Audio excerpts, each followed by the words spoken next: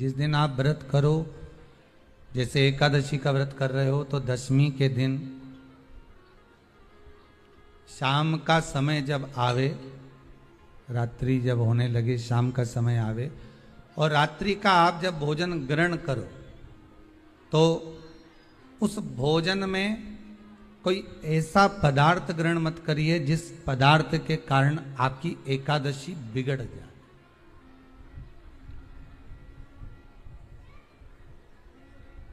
कोई बेकार भोजन हमें ग्रहण नहीं करना, श्रेष्ठ भोजन ग्रहण करिए दशमी के दिन। और एकादशी का दूसरा नियम बहुत ध्यान से सुनिएगा। जिस दिन आपकी एकादशी का व्रत हो, उस दिन प्रयास करिएगा कि अपने हाथ से किसी भी वृक्ष की कोई पत्ती टूटे ना। अपने हाथ से किसी भी वृक्ष की, पौधे की, किसी भी वृक्ष की पत्ती अपने हाथ से ना टूटे।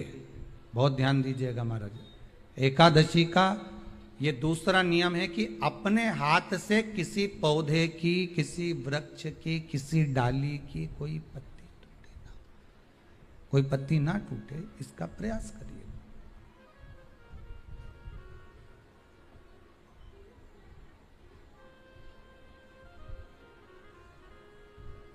कितना सुंदर व्याख्यान कहा है, कितना सुंदर वर्णन है महाराज, कि मात्र एकादशी का व्रत कर लेने पर, मात्र एकादशी का व्रत कर लेने पर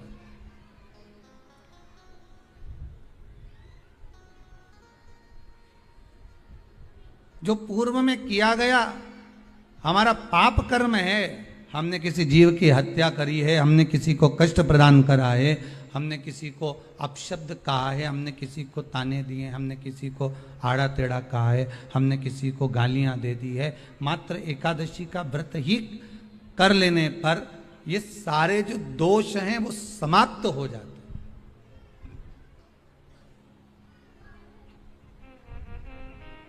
सारे दोष हमारे समाप्ति पर आ जाते हैं।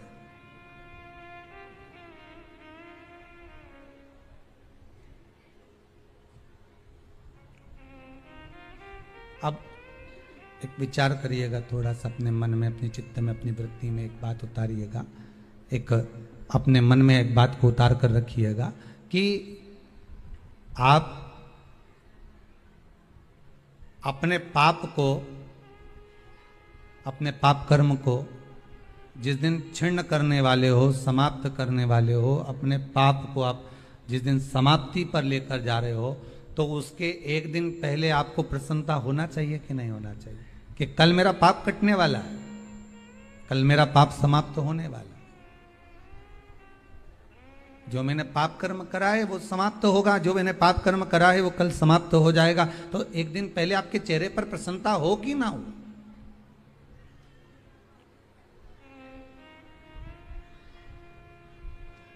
और चेहरे पर वो प्रसन्नता आपके आना चाहिए कि कल मेरा एकादशी का व्रत है, आज दशमी है, कल एकादशी का व्रत है, तो कल मेरी जब एकादशी का व्रत रहेगा तो मेरा ना जाने कितना कितना पाप, कितना असत्य, कितना झूठ, कितना प्रपंच वो समाप्त हो जाएगा। इसमें मुझे प्रसन्नता हो, इसमें मुझे आनंदता हो।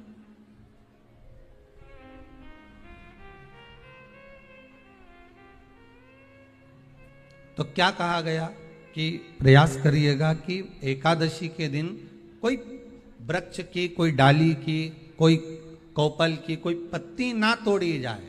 क्यों?